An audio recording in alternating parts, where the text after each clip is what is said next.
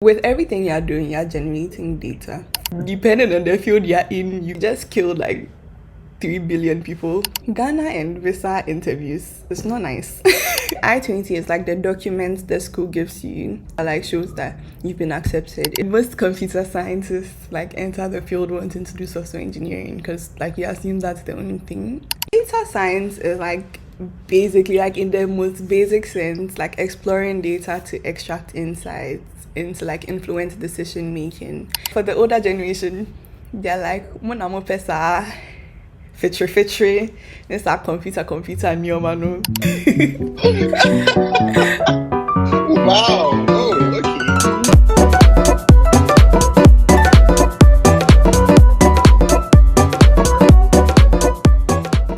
Who exactly is Tracy?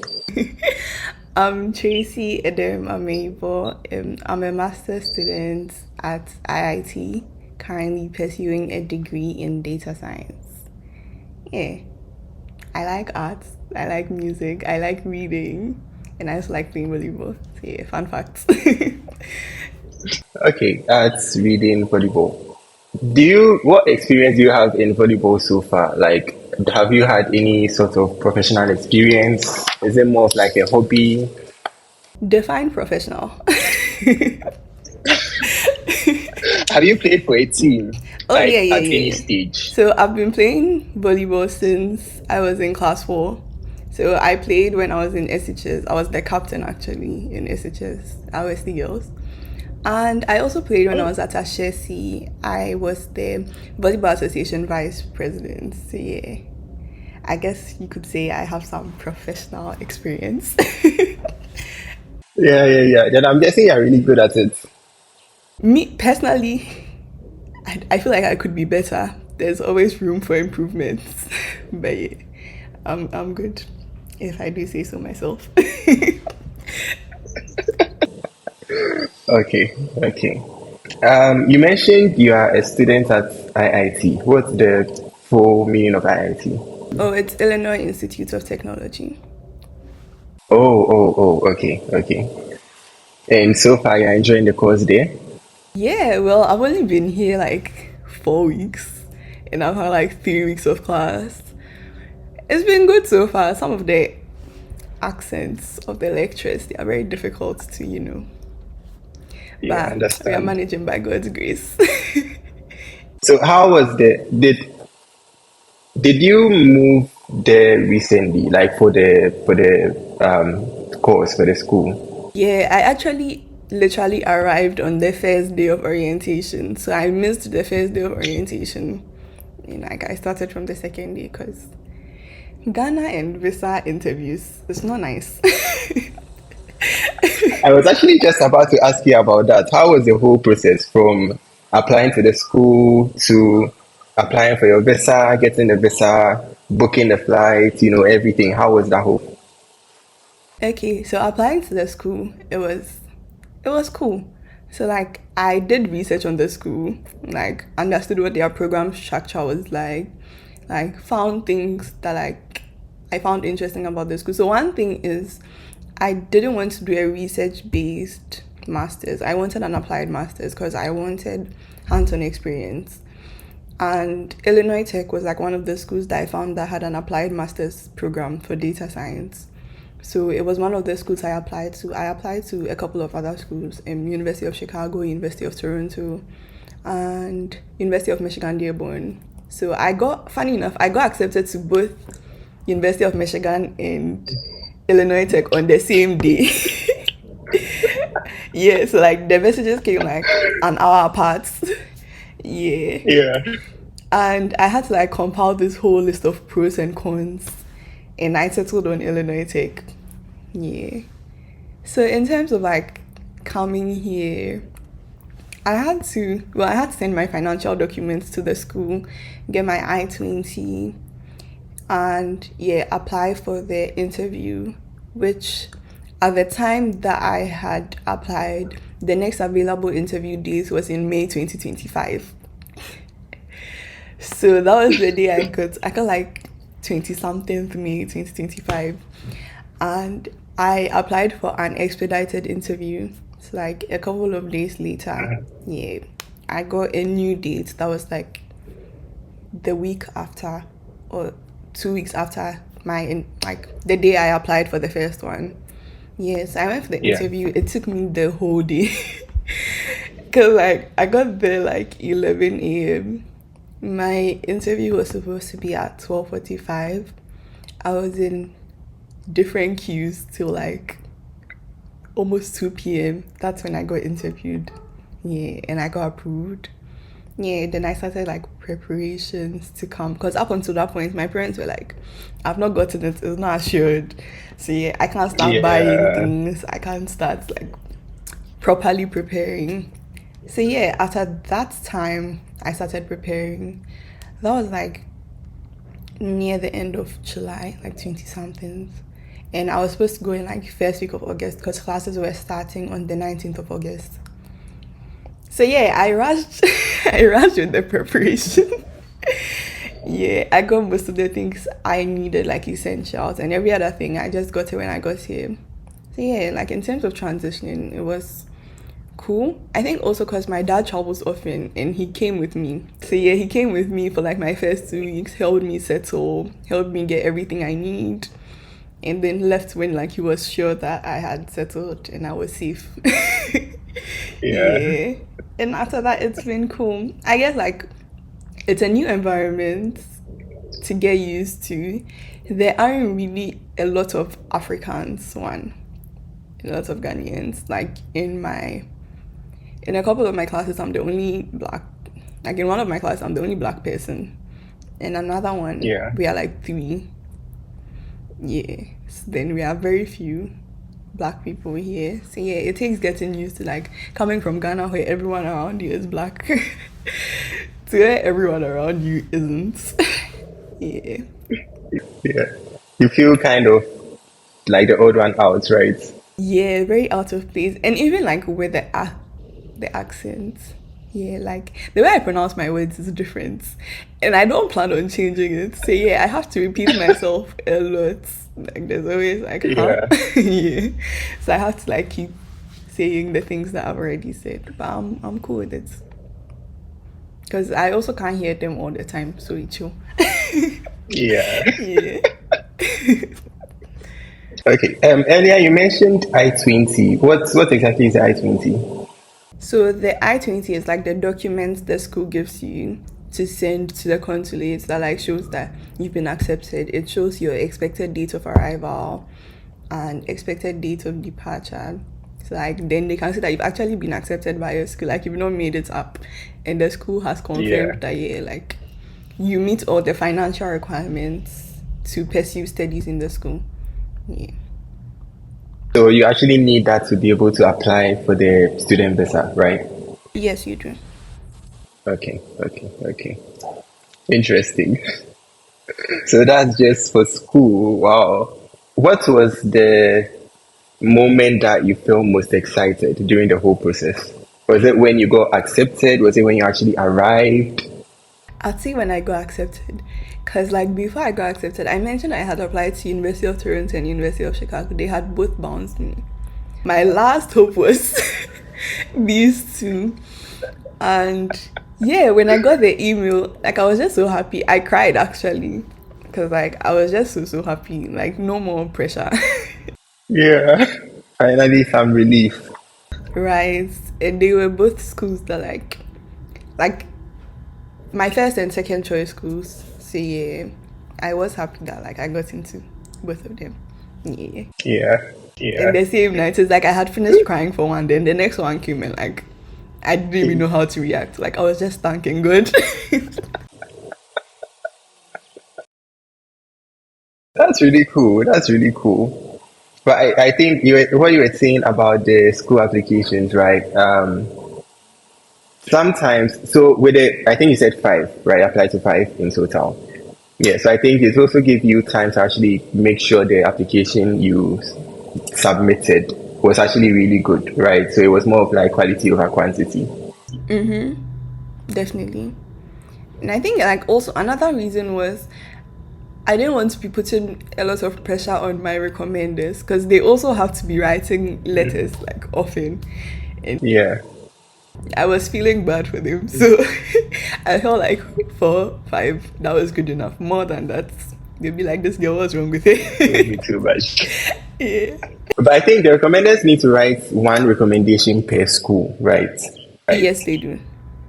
Okay. And don't you give them a template to follow, or they write it purely from. Some did ask for a template. Some of them like wrote it like straight from themselves for me. And I prefer that because like I'd like your response to the school to be as honest as possible. Like, if you honestly Yeah, don't think yeah. that I deserve to be there, tell them. Even I want to get to the school, yeah, like, I also want it to be honest. Like, I want honest feedback as well. Yeah. So, yeah, I told them to write what they think is true about me, not what I would want them to give to the school. Because honestly, me myself, I don't know what I would want you to tell the school. Yeah. That's very interesting. I really don't think a lot of people would have that view of having their recommenders just write like what they genuinely think, because it could easily go the wrong way, right? I think I didn't think it would go wrong because I know that as much as possible, whatever I'm doing, I try to kill it. Yeah, and like every person that had been my recommender knows like the quality of work I produce, the way I do my things. So yeah, I knew that like if you are being honest, it's going to be good things. Like even the bad things. Like one of my recommender, he's always on my case. He says I'm an overachiever. Yeah, and that's his con. So yeah, even the con is not bad like that because some schools want overachievers. Yeah.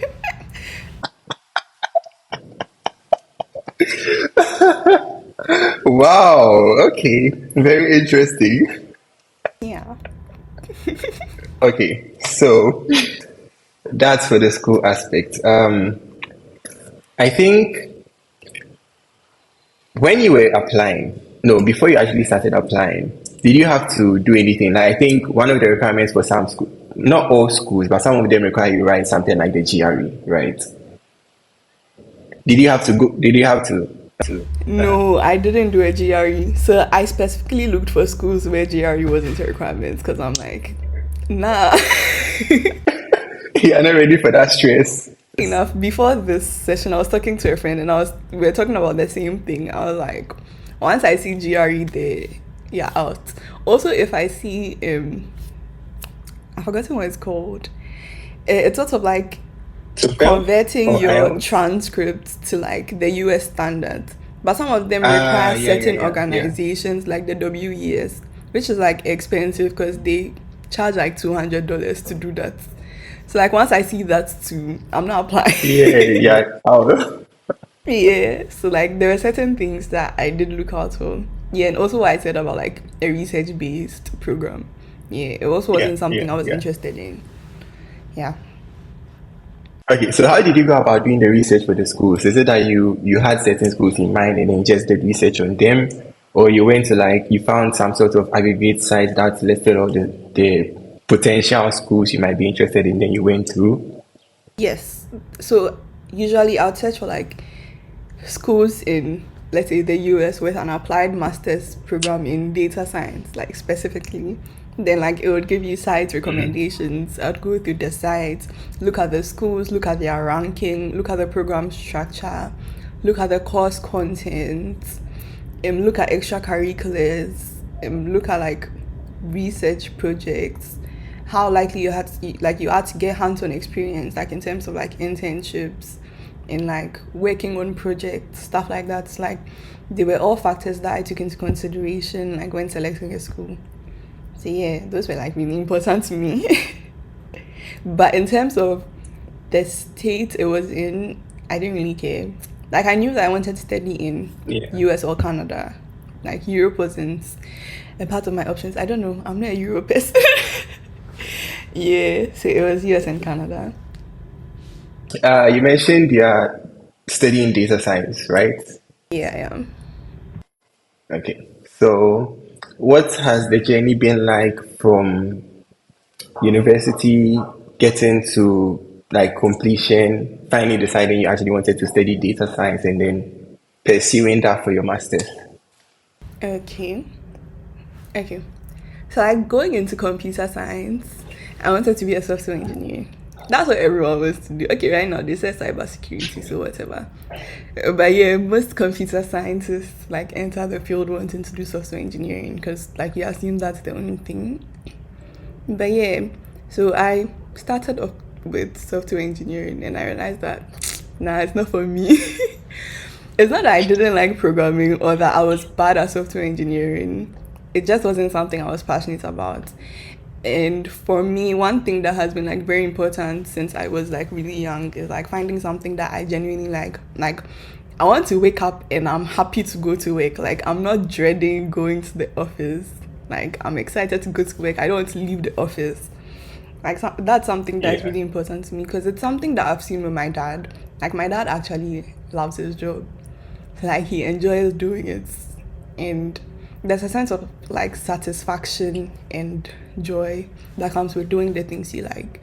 So when I realized that I didn't like software engineering, like now my CS journey was like identifying things I like. It's like every course I'm taking, I'm seeing which ones like appeal to me, which ones don't. And I feel like my entire CS journey was like just preparing me for data science because Python is my favorite language. I loved statistics. Like it was like so both courses were like some of like one of my favorite courses and the courses I did the best in. I liked statistics. I liked programming with R when we were taking statistics. I loved database administration. I took data science as an elective, which I loved. I took data analytics for businesses as a non-major elective, which I also loved. So like anything related to data and data science was it for me. And it's like adding all of those things up. Like I realized it was something that I wanted to do and something that like I enjoyed doing. And I think I mentioned earlier that I liked art and I like reading and Yeah. like something that is very important in data science is visualization and storytelling. So it's like even my non-technical passions like aligned with that. And so yeah, for me data science was like a no-brainer. Yeah. So like coming out of I'd say I settled on data science in my third year. Yeah. So like coming out of Ashesi, that's what I wanted to do. But then I also realized that it was really, really difficult to like find data science internships or like data science roles in Ghana because I don't know, Ghana they don't use data for anything. Yeah. So that was like a struggle. And I completed Ashesi officially in like December 2023. And so as of that time, I hadn't found an internship like when I'm done with school. Like I didn't really have any plans for what I'll do after. So I was just planning on like taking online courses and certifications to like grow in my data science skills. Then my most recent internship, the CEO reached out to me on LinkedIn and mentioned that he had realized that like I was interested in data science and he has an open role in his company.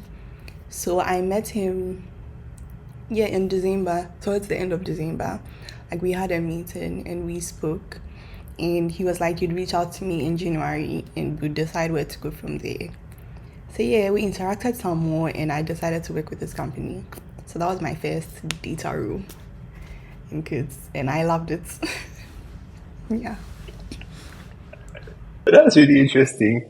So, but what exactly is data science all about? I know it has something to do with data, and you mentioned visualization and storytelling. So, what exactly is it all about? Data science is like basically like in the most basic sense, like exploring data to extract insights and to like influence decision making. So like with any type of data you have on your hands. For example, climate data, like you want to understand maybe how oxygen levels or okay carbon dioxide levels affects climate change, for example. I can just collect data on the two and like other factors that affect climate change and try to find the relationship, and like based on the findings you have, like you make decisions. So maybe you find that yeah, it's like a high factor that affects climate change. So then you try to reduce carbon dioxide levels, or you try to like make decisions that would change that. So for data scientists, we just provide you with the information and like with the insights, and whoever is making the decision makes the decision based on the explanations we provide. So as much as possible, the information you're providing should be accurate. Because yeah, depending on the field you're in, you could potentially kill someone. Yeah.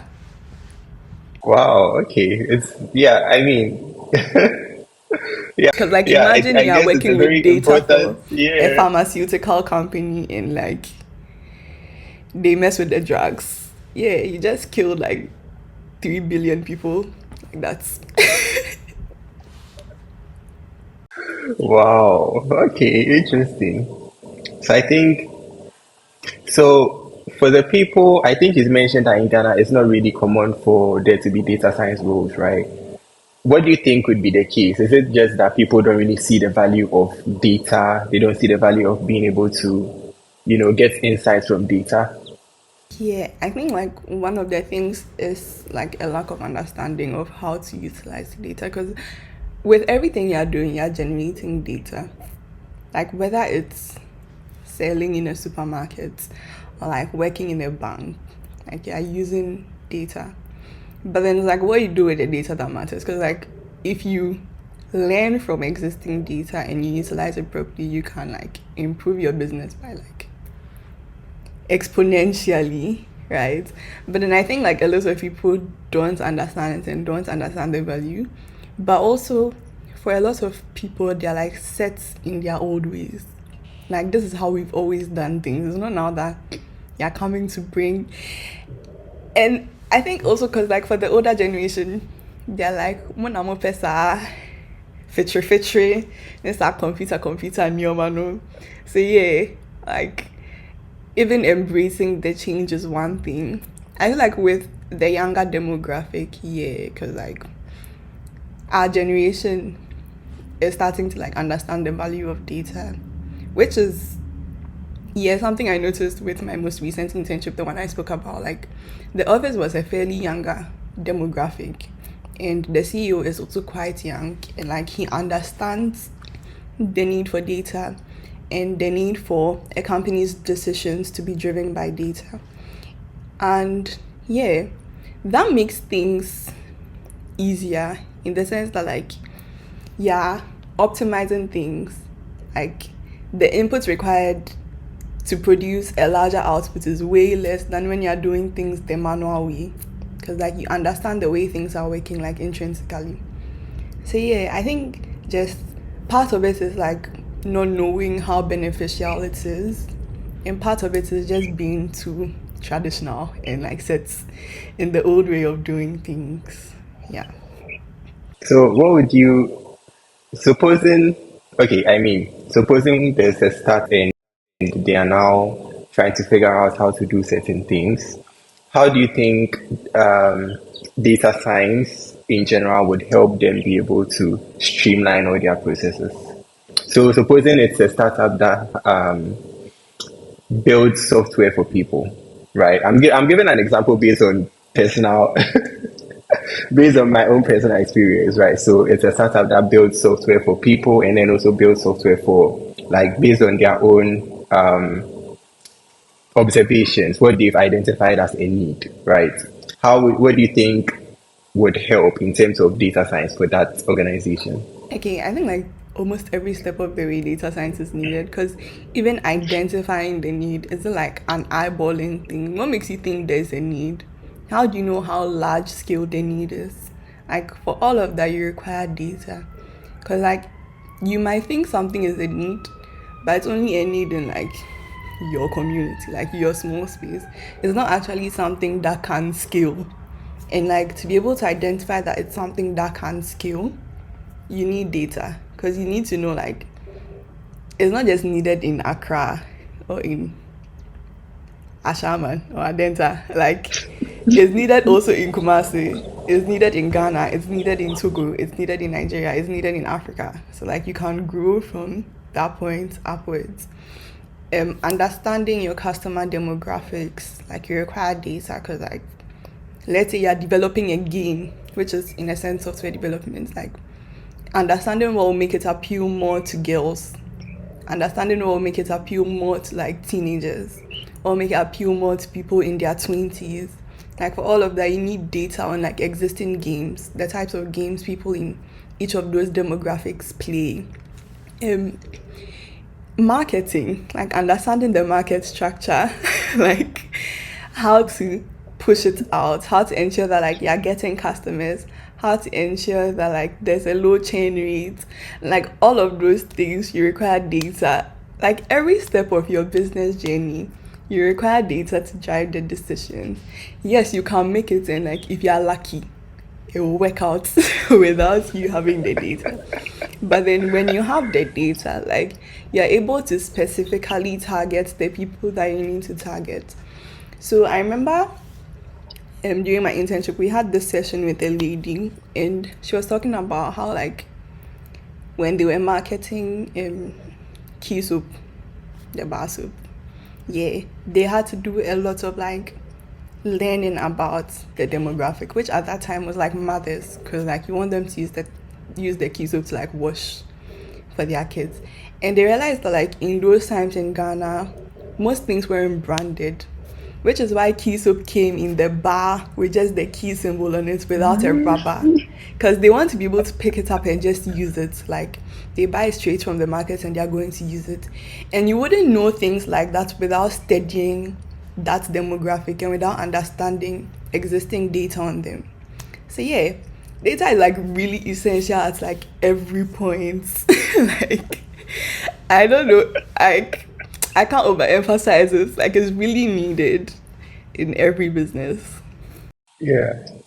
The example you just gave reminded me of I was watching a podcast episode from Diary of a CEO. I'm not sure if you know it. They were actually also talking about data, right? I think it was mainly about certain things businesses do that causes them to fail, right? And they were talking about how some neglect looking at the data. And they gave an example of industries or basically companies, organizations started producing powdered soap, right, for washing machines. So the idea was the people would actually put the powdered soap into the washing machine and then it would dissolve in the water and then wash the clothes. But they realized that a lot of people, especially the people who were washing with washing machines, after they put the powdered soap into the washing machine and then the water, pours on top of it, they actually still stand beside the washing machine to make sure that the soap actually dissolves before they actually leave, because they didn't trust that although it was powdered soap, it was going to dissolve. So I think they mentioned that there was a company that actually realized this and decided to use liquid soap instead, and it actually helped them like skyrocket their sales. Yeah. So if an organization is just starting out, like getting its structure in place, its processes in place, um, do you know any resources that could help with that in terms of knowing the specific things that they need to put in order from the data aspect?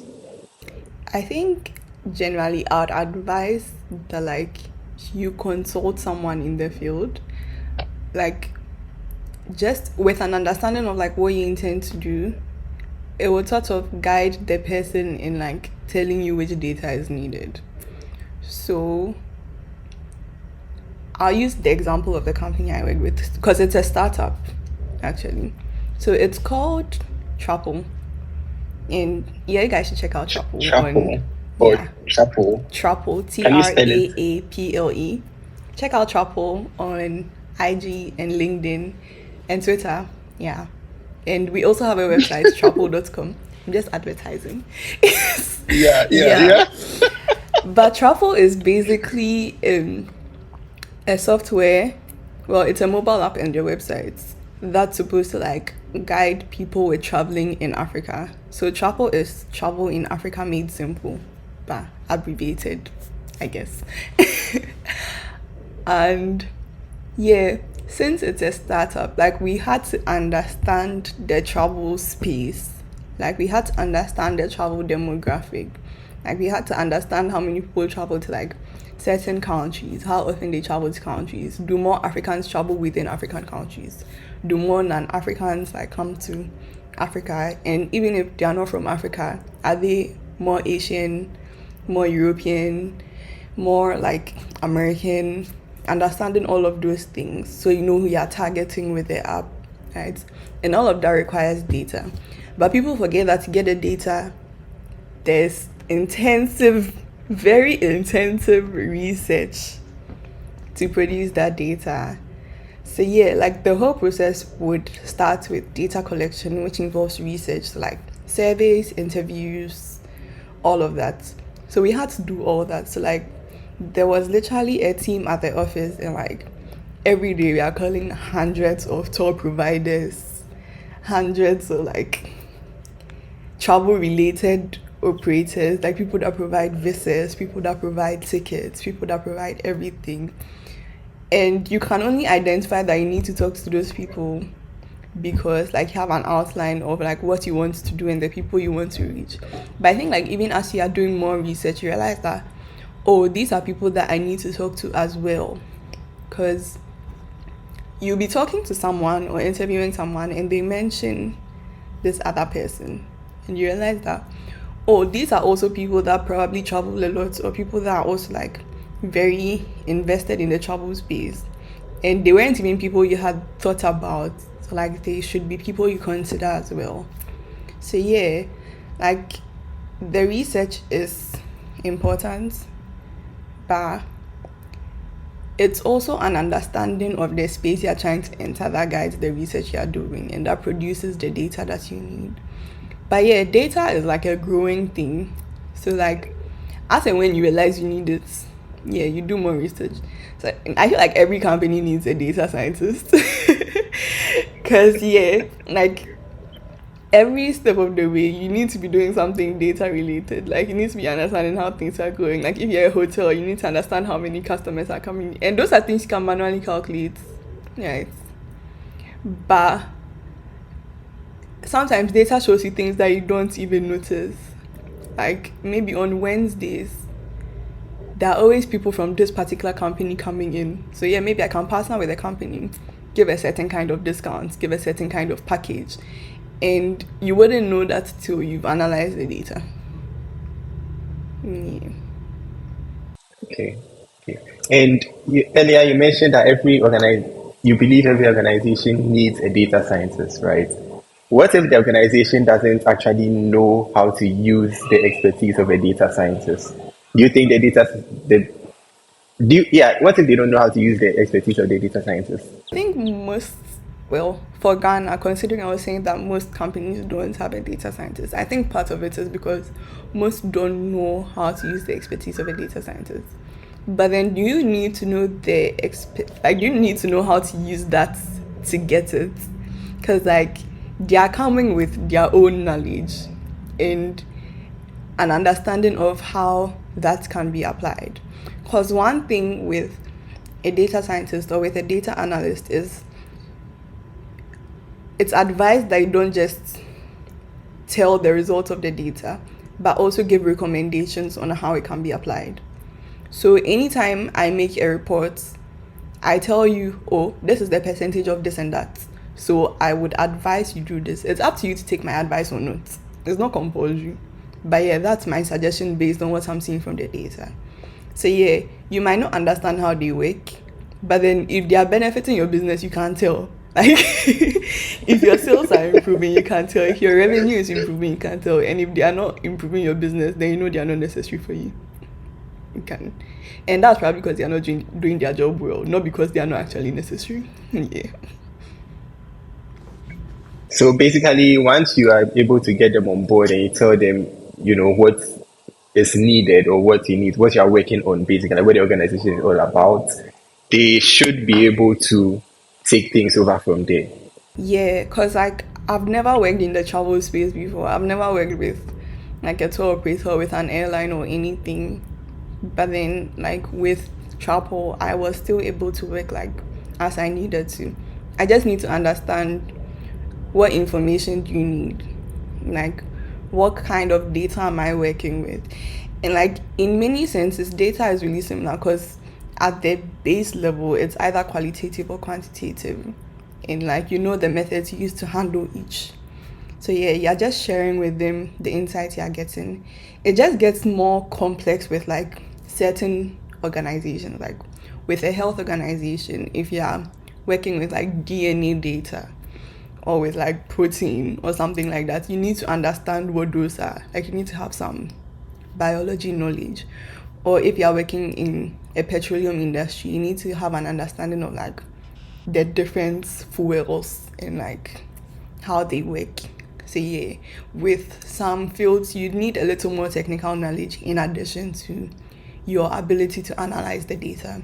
But then in certain spaces, yeah, it's mostly like reliant on your ability to analyze the data and interpret it.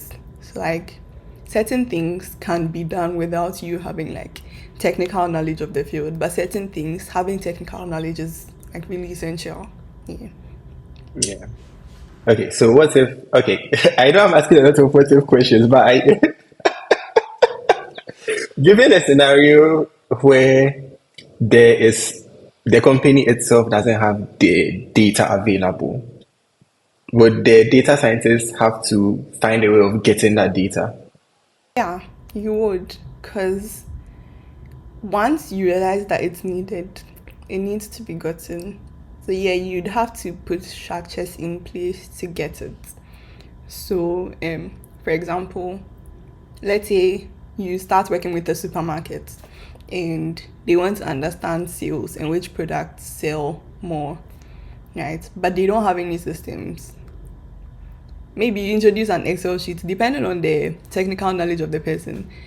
Yeah, or if they need to employ someone to handle that as well. So like an Excel sheet or a software that can help you track inventory, like sales per day, per week, and all of that. So now there's a mode of collecting data. But I feel like for the most part, most companies have the data in some form. Like I'll use my mother for example. My mom has like a store. She doesn't track it. Okay, now she does because I made her start with like Excel or anything of that sort. But she was always writing it down. So she has a notebook where like every week she's taking inventory and checking how many things are left, how many things have been sold, who did I sell it to, how much do they owe me, all of that. So she knows if you ask her this customer, she knows this customer owes her this much, and this customer has bought this much. But she wasn't necessarily like tracking it on a device, right? So Yeah. like you'd have the data in some form, which is what makes like data cleaning one of the most like intensive parts of the data analysis process, because like converting that raw unstructured data into something with structure that you can work with is like a whole process on its own that could take like weeks and months. Yeah, but there should be something to work with, unless it's like a new company and they don't have anything crack. Well, then you have to put the structures in place to have something. Yeah. Yeah. Okay. Wow. Okay. I'm actually learning a lot. Okay. Most of the questions I actually even put down to ask. I don't think I've gotten a chance to ask them because I've just been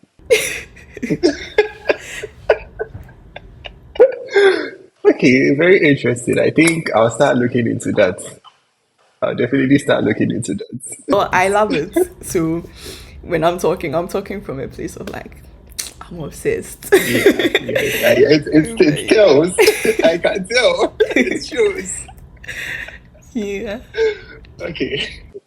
Okay. Okay. So, um, I think you mentioned the most challenging part being a data science or in the whole data processing of the data, right? Is when you have to do the data cleaning.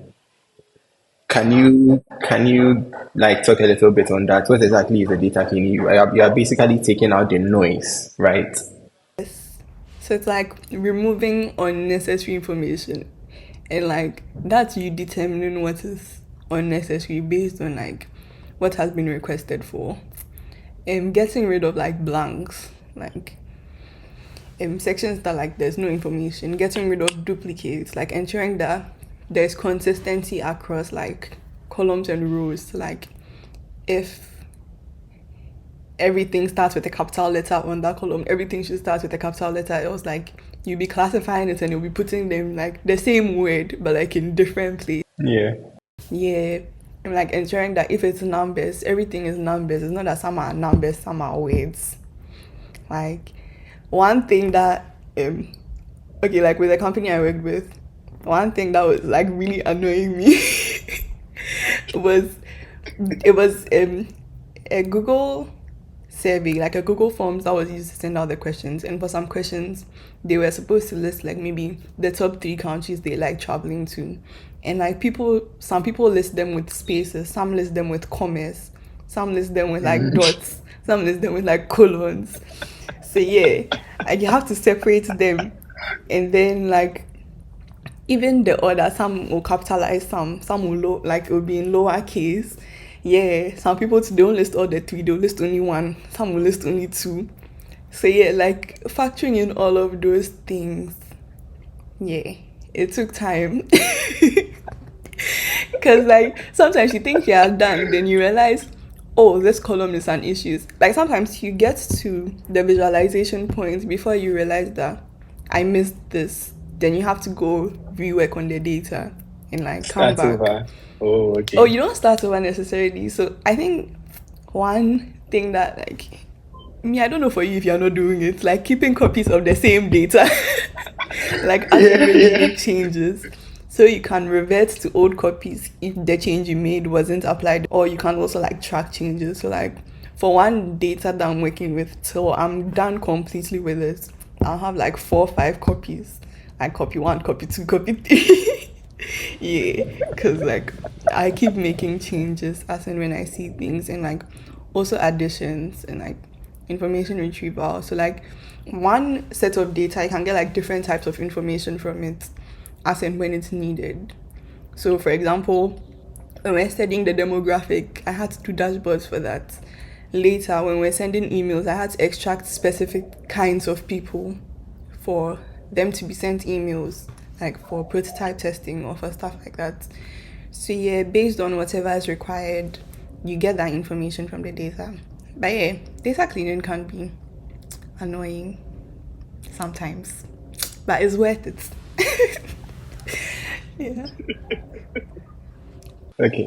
Okay. So do data scientists usually have like a criteria they are working toward, as in they want to understand maybe ABC, so given the data they specifically target ABC, or they also try adding maybe like DEF in case it might actually help with the in case it might actually help with the understanding everything. Yeah, it depends on what you're doing. So like there's descriptive, there's predictive, and there's prescriptive analytics, right? So like descriptive, you're trying to understand what is happening and just give insight on it. Like you don't need to like really make any decisions. You're just relaying the information. So for example, in this space, there are this number of females, there are this number of males, there are this number of Ghanaians, there are this number of non-Ghanaians, and all of that. With predictive, you're like, if from January to March, this and that is what happened, then from maybe April to June, this is what is likely to happen, right? And for prescriptive, you're like, this is what is going on, so this is what you should do to address it, or this is what I suggest you do based on what is going on. So yeah, it depends on what is needed and also what is requested. So some people just want to understand what is going on. So yeah, you do descriptive for them and tell them what is going on. If they want to know, maybe this is how sales usually goes, how will sales go in the next month, then you are working with predictive. So like based on what is requested. But yeah, if as you're analyzing it, you feel like there's information they need to know, you can let them know. And if they need it, they'll accept it. If they don't, they can leave it. Yeah.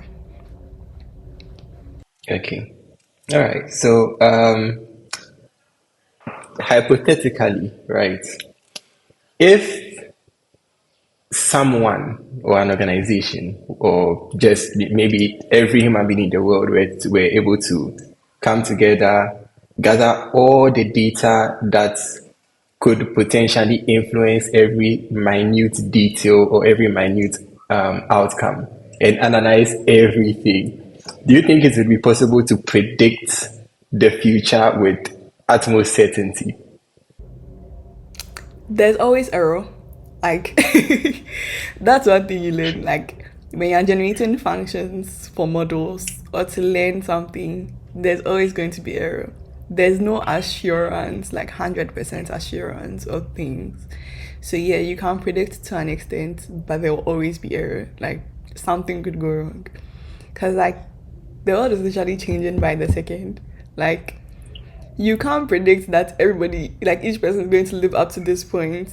This person is going to come up with this invention, and this is how it's going to go. Like whether it turns out well or not. Because in a discussion we had in class last week, we were talking about like some stuff related to physics. And one thing someone mentioned in a podcast we were listening to was how like when they were coming up with the concepts of atoms and stuff like that, no one ever thought it would be used for the atomic bomb. But it was. So like you can't predict stuff like that.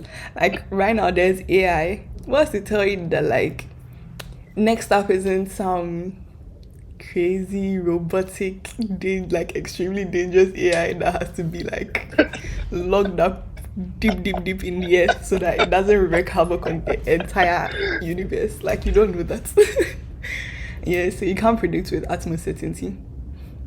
You're advised to do like as a data scientist, like let your clients know the error margins. Like even though this is the case, I'm only like 80% sure. There's a 20% chance that it won't happen like this. Yeah. Okay, I think I'll just move on to the. We'll just move on to the conclusion. Perhaps we'll have like a Sure. part two another time. Okay, definitely, I'm down. Okay, so do you have any advice for anyone? Considering the fact that you're in the data science field, do you have any advice for anyone who is a data scientist or aspiring to be a data scientist? I'd say like, well, one, I believe passion is very important. So like, make sure it's something you're passionate about, not just something you're doing for the money. Money could be a passion too, but you know, yeah, when you make all the money, you'd be miserable because like you cease to enjoy it and you have everything you've gotten out of it. But yeah, make sure it's something you're passionate about and like do a lot of like personal learning and personal growth and like personal exploration of the field and an understanding of it. And yeah, just like be willing to constantly be learning and constantly be growing. Yeah. And for the girls, yeah, don't be intimidated because like computer science in general, there are too many guys.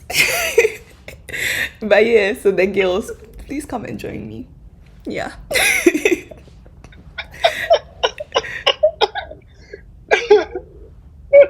Okay, hopefully then they'll also be motivated because honestly, with the way we've spoken about everything, it's you've really made it sound interesting. So yeah, hopefully there'll be people who watch and be inspired to follow in your footsteps.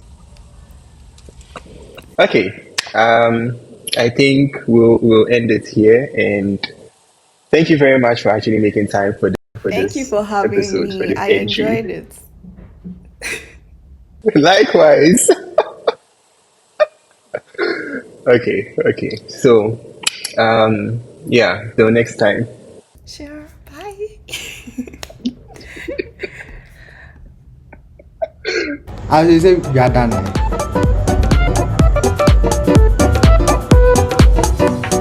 So we are done.